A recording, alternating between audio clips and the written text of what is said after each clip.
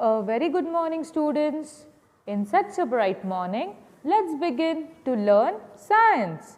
Lesson number 3, force and pressure.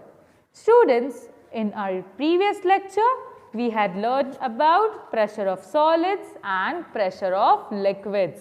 Now, moving further, we are going to learn about gas pressure. How pressure acts on gaseous states, we are going to learn in this, that is gas pressure. If a balloon is inflated by filling air by mouth, it inflates on all sides. Yes, students, is it so? When we blow a balloon by filling air by our mouth, it starts blowing from all sides. If a pinhole is created in the balloon, air leaks out and the balloon does not inflate fully. If there is a small hole in the balloon and that hole is not seen by us, what happens? The balloon does not inflate fully because air leaks out. It is realized that, like a liquid, gas also exerts pressure on the wall of the container in which it is enclosed. Students, when we was learning pressure of liquid, we have seen liquid exerts pressure. So, same how a gas also exerts pressure on the wall of the container in which it is enclosed. All gases and liquids have a common name, that is fluid. All gases and liquids are said to be fluid. It's common name given to them. And what is fluid? Fluids are nothing but gaseous state or liquid state of something. Fluids in a container exert pressure from within on the walls and the bottom of the container. Where the fluid is placed, it's going to exert the pressure on the walls of that object. A fluid enclosed in a container exerts its pressure equally in all directions at a point within the fluid. So, students, what is the main point over here? A fluid is there which is enclosed in the container, but it exerts pressure. We know this, but the pressure exerted is in all the directions. So, the pressure exerted is equally in all the directions. Now, moving further, we are going to see what is atmospheric pressure. Air surrounds the earth from all sides. This layer of air is called atmosphere. Yes, students, we have learned in our lower standards that the air surrounds the earth from all sides, and this layer of air is called atmosphere. The atmosphere exits to about 16 kilometer height. It further extends up to about 400 kilometer in a very dilute form. So, students, the atmosphere exists at what height? At 16 kilometer height, and it's more further extended in its dilute form. It goes about 400 kilometer. The pressure created due to air is called the atmospheric pressure. Students, we know air is surrounded from all sides. This layer of air is called atmosphere. So, when it is surrounded from all sides on the earth, so it's going to exert some pressure. So, the pressure created due to the air is called the atmospheric pressure. Imagine that a very long hollow cylinder of unit cross-sectional area is standing on the surface of the earth and it contains air. See, students, can you see this in figure 3.8? We have to imagine a very long hollow cylinder of unit cross-sectional area is standing on the surface of the earth and it contains air. So, students, same as it's shown in figure 3.8. Now, what it's going to show us, students? Weight of this air is the force applied in the direction of the center of the earth. This means that atmospheric pressure is the ratio of this weight divided by the area of the surface. The air pressure at the sea level is called 1 atmosphere pressure. Air pressure decreases as one goes up in height from the sea level. So students, the air pressure decreases as the height from the sea level goes up. So 1 atmosphere is equals to 101 multiplied by 10 raised to 3 Pascal. And we know students, Pascal is equals to 1 bar, which is equals to 10 raised to 3 meter bar. So 1 m bar is constant to 10 raised to 2 Pascal, that is hectopascal. Atmospheric pressure is specified in the units m bar or hectopascal. When we are studying pressure, we have learned about the Pascal unit. The atmospheric pressure at a point in air is equal from all sides. We came to know students in a previous slide that the atmospheric pressure is equal from all sides at a specific point. How is this pressure created? Have you ever thought about this? How this pressure created? If air exists in a closed container, the air molecules in random motion continuously hit the walls of the container. If air is closed in a container, students, if you close a container tightly, what happens? The air is inside the container. So the molecules of the air is continuous in motion. That means they move continuously. So as they move continuously, they don't have space to move out from the container because the lid is closed tightly. So they hit the wall of the container. In this, interaction of force is exerted on the walls of the container. Pressure is created due to this force. So when the molecules are in motion, the interaction force is exerted on the walls of the container. As they hit, force is created, and this pressure is created due to this force. We constantly bear the atmospheric pressure on our heads. However, the cavities in our body are also filled with air, and arteries and veins are filled with blood. Yes students, we constantly bear the atmospheric pressure on our heads because the cavities in our body are also filled with air, and arteries and veins are filled with blood. Cavity means open space. The cavity is filled with air and the arteries and veins are filled with blood. Therefore, we do not get crushed under water, and due to atmospheric pressure, as the pressure is balanced. So, the pressure is balanced due to the atmospheric pressure created. The Earth's atmospheric pressure decreases with height from the sea level as shown in figure 3.9. So, students, we know there is decrease in the atmospheric pressure on the basis of the height from the sea level. So, students, what it's saying us that we constantly bear the atmospheric pressure on our heads. However, the cavities in a body are also filled with air, and arteries and veins are filled with blood. Therefore, we do not get crushed under water, and due to atmospheric pressure, as the pressure is balanced, the Earth's atmospheric pressure decreases with height from the sea level as shown in figure 3.9. Can you see students, on y-axis atmospheric pressure is given and on x-axis it's given height. So, the Earth's atmospheric pressure decreases with height from the sea level. So, students, what we come to know from this? Atmospheric pressure decreases as the height of a surface above ground level increases. Now, moving further, we are going to learn a new force, that is buoyant force.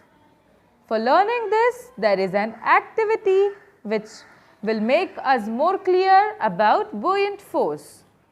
Take a plastic bottle and fix the lid tightly. Students, we have to take a plastic bottle and we have to fix its lid tightly. Now, place it in water and see. It will float on water. Try and push it into the water. We have to try the water bottle to push inside the water. Even when pushed, it continues to float. Even when we push the bottle, it's not sink inside the water. It comes on top of the water and it floats on the water. This experiment can also be done with a plastic hollow ball. You can perform this experiment with a plastic hollow ball also. Now, fill the bottle with water to the fullest capacity and close the lid. Now, we have to take a bottle and we have to fill water inside the bottle till its full capacity and close the lid. Then, we have to release that water bottle into the water. The water will float inside the water. Now, what we observe, students? When the bottle was empty and the lid was closed, the bottle floats on the water. And when the bottle is filled with water, it floats inside the water. Why does this happen? The empty plastic bottle floats on the surface of the water. On the contrary, the bottle full of water floats inside water but does not go to the bottom. The weight of the empty bottle is negligible as compared with the weight of the water inside. Such a bottle with water neither floats on the surface nor does it go to the bottom. Students, what we have observed, when the bottle is empty, it floats on the surface of the water. And when the bottle is filled with water, it floats inside the water. But it don't reach to the bottom and it don't come up at the surface also. It floats inside the water. So, such a bottle with water neither floats on the surface nor does it go to the bottom. This means the force due to gravity acting downwards and which is denoted by Fg. The force due to gravity which acting downwards is denoted by Fg must have been balanced by an opposing force in the upward direction. So, why does this happen? Because the force due to gravity acts downwards must have been balanced by an opposing force. The force due to gravity and the force which is acting, that is the balanced force, acts oppositely in the upward direction and the balancing force is denoted by Fb on the bottle filled with water. This force must have originated from the water surrounding the bottle. And students, from where this force have originated?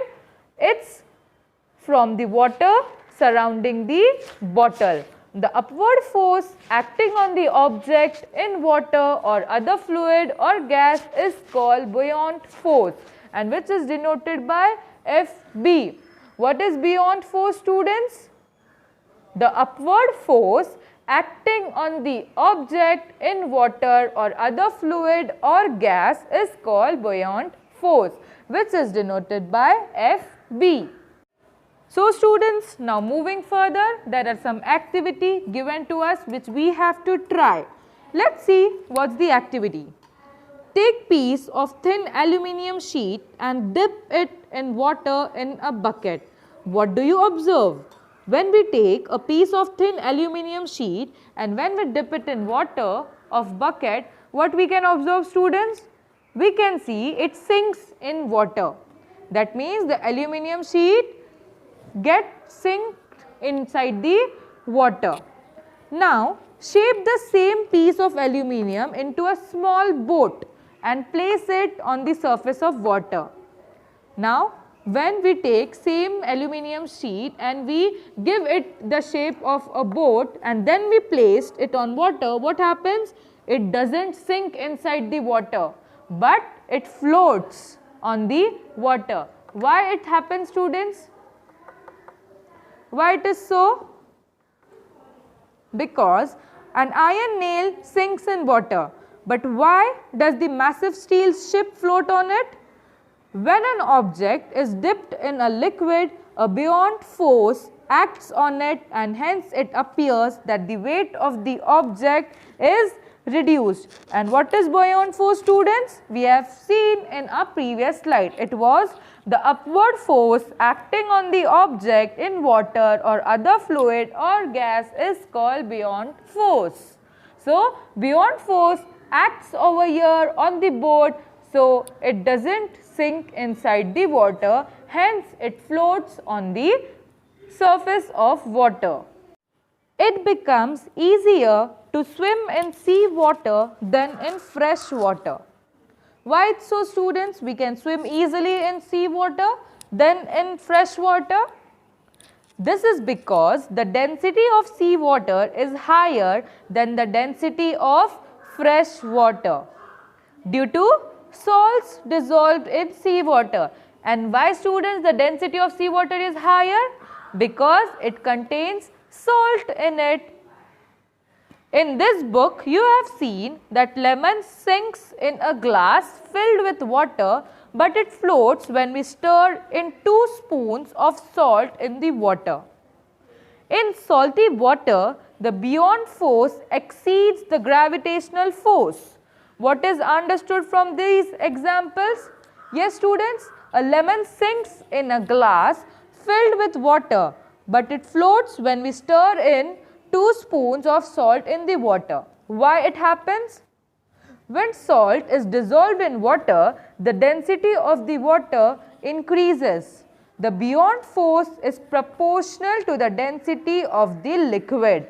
Hence, when the lemon is immersed in the water containing salt, the magnitude of the buoyant force acting on the lemon becomes greater than the magnitude of the weight of the lemon. Therefore, it floats in water. So, buoyant force depends on 2 factors.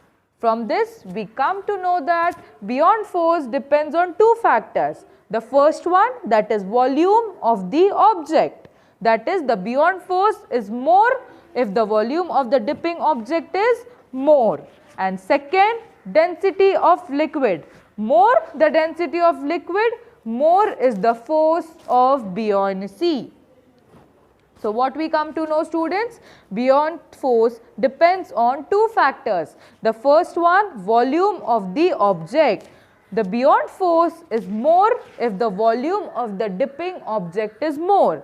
And second, density of liquid. More the density, more is the force of buoyancy. Now, moving further, there is a new concept, that is Archimedes' principle. What is it? Let's learn. For knowing Archimedes' principle, there is an activity which shows us about what does Archimedes' principle states. Let's see what's the activity. Take a long rubber band and cut it at one point. At one of its ends, tie a clean washed stone or a 50-gram weight as shown in the figure. Students, we have to take a long rubber band and we have to cut it at one of its point. At one of its end, we have to tie a clean washed stone, or you can tie any weight of 50 grams. Now, hold the other end of the rubber band and make a mark there. Now, we have to hold the other end of the rubber band as shown in the figure and we have to make a mark. Keep the stone hanging in air and measure the length of the rubber band from the stone to the mark made earlier. Now, in one container, we have to, in one of the empty container, we have to keep hanging the stone in the air and we have to measure the length of the rubber band from the stone to the mark which we have made it for before. Now take water in a other container and hold the rubber band at such a height that the stone sinks in it. Now in another container or another pot, we have to take water and then we have to place the stone at such a height that the stone sinks inside the water. Now we have to again measure the length of the rubber band up to the mark which we have marked it earlier. Now what is observed, students? This length is shorter than the earlier length. The length of rubber band is shorter when the stone is in water. While dipping the stone in water, length of the stretched rubber gets slowly reduced and is minimum when it sinks completely. What could be the reason for a shorter length of the rubber band in water? So students, think over it. Why the rubber band length becomes shorter when the stone is sink inside the water instead or comparatively in air. So what could be the reason for a shorter length of the rubber band in water? When the stone is sunk in water, a buoyant force acts on it in the upward direction. The weight of the stone acts downwards. Therefore, the force which acts on it in the downward direction is effectively reduced. Yes, students, have you all understood? When the stone is sunk in water, a buoyant force acts on the upward direction. We know that buoyant force acts on upward direction. The weight of the stone acts downwards. Therefore, the force which acts on it in the downward direction is effectively reduced. Hence, the reason for a shorter length of the rubber band in water is the buoyant force that acts on it in the upward direction and the weight of the stone acts downwards. How much is the magnitude of the buoyant force? Is it the same for all the liquids? Is the buoyant force of equal magnitude for all objects? The answer to these questions are embodied in Archimedes' principle. And the principle states that when an object is partially or fully immersed in a fluid, a force of buoyancy acts on it in the upward direction. This force is equal to the weight of the fluid displaced by the object. So students, what's the Archimedes principle?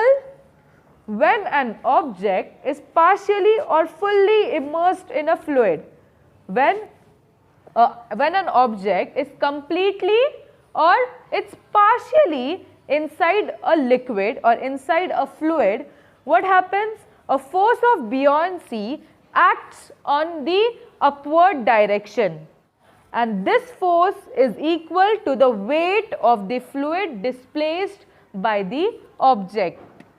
Archimedes' principle: when an object is partially or fully immersed in a fluid, a force of buoyancy acts on it in the upward direction. This force is equal to the weight of the fluid displaced by the object. Now students, we have seen what is Archimedes' principle. What does principle states? But who is Archimedes? Archimedes was a Greek scientist and a mathematician with sharp intelligence. He found out the value of pi by numerical calculations. His knowledge of levers, pulleys, wheels in physics was useful to the Greek army in fighting against the Roman army. He became famous due to his work in geometry and mechanics. When he entered a bathtub for taking bath, he discovered the above principle by observing the overflowing water. He came out in the same state shouting, "Eureka! Eureka!" meaning, "I found it! I found it!" So students, Archimedes was a great scientist who has, through his observations, who has done many various inventions in various fields. And he also states many of the principle. One of the principle we have studied in this lesson, that is, when an object is partially or fully immersed in a fluid, a force of buoyancy acts on it in the upward direction. This force is equal to the weight of the fluid displaced by the object. The use of Archimedes' principle is very wide. This principle has been used in the construction of ships and submarines. The instruments such as lactometer, hygrometer are based on this principle. Now moving further, we are going to learn a new concept, that is of relative density. Density of substance and relative density. Students, we know density is equals to mass upon volume. We have studied this before also. The formula of density is equals to mass divided by volume. The SI unit of density is kg per meter cube. The property density is very useful in deciding the purity of the substance. The relative density of a substance is expressed with respect to the density of water. So students, what is relative density? The relative density of a substance is expressed with respect to the density of water. It depends on the density of water. So the formula derived for relative density is relative density is equals to density of substance divided by density of water. This being a ratio of two equal physical quantities, it has no unit. Relative density of a substance is called its specific gravity. Students, density of a substance and density of water, they both are equal physical quantities. And when there is equal physical quantities, when we divide them, the both unit gets cancelled. So, relative density does not has a unit. And relative density of a substance is called its specific gravity. Now further, we are going to solve a numerical based on relative density by using the formula of relative density. The question of the numerical is, calculate the relative density of iron if the density of water is 10 raised to 3 kg per meter cube and the density of iron is 7.85 multiplied by 10 raised to 3 kg per meter cube. Students, we have to calculate, that is, we have to find the relative density of iron, and if the density of water is given as 10 raised to 3 kg per meter cube and the density of iron is 7.85 multiplied by 10 raised to 3 kg per meter cube. So, how we solve a numerical? First, we have to write all the given thing. That is, the given is density of water, which is equals to 10 raised to 3 kg per meter cube. Then density of iron is given as 7.85 multiplied by 10 raised to 3 kg per meter cube. Then we have to find is relative density of iron. Solution, we know the formula of relative density, that is density of substance upon density of water. So, the substance used here is iron. So, relative density of iron is equals to density of iron divided by density of water, because our substance used is iron. So, the value of density of iron is given as 7.85 multiplied by 10 raised to 3 kg per meter cube divided by density of water, which is 10 raised to 3 kg per meter cube. So, in numerator and denominator, one term is similar, that is 10 raised to 3 kg per meter cube. So it gets cancelled. What's remaining after it gets cancelled? The remaining is 7.85. So our answer is relative density of iron is equals to 7.85. And we know, students, it doesn't have any unit. Relative density don't have any unit because the two things used both are in equal physical quantity. So it doesn't have any unit. So we have solved the numerical and the answer is relative density of iron is equals to 7.85. So students, here we have ended with the chapter, that is chapter number 3, force and pressure. In this lesson, we have learned about what is force, then contact and non-contact force, then balanced and unbalanced force. We have seen what is inertia, and also then we came to know about pressure. Then what are the unit of pressure? Then we have seen how pressure exerts on solids, on liquid and on gas. Then we have learned about beyond force. Then we came to Archimedes' principle. We have seen what is relative density. We have solved the numericals using the two formula. First one was using the formula of pressure, and the other numerical is solved by us in this lesson was based on relative density. So students, watch the all videos from the starting to make your concepts more clear about this lessons. Thank you so much, students. Goodbye. Have a nice day.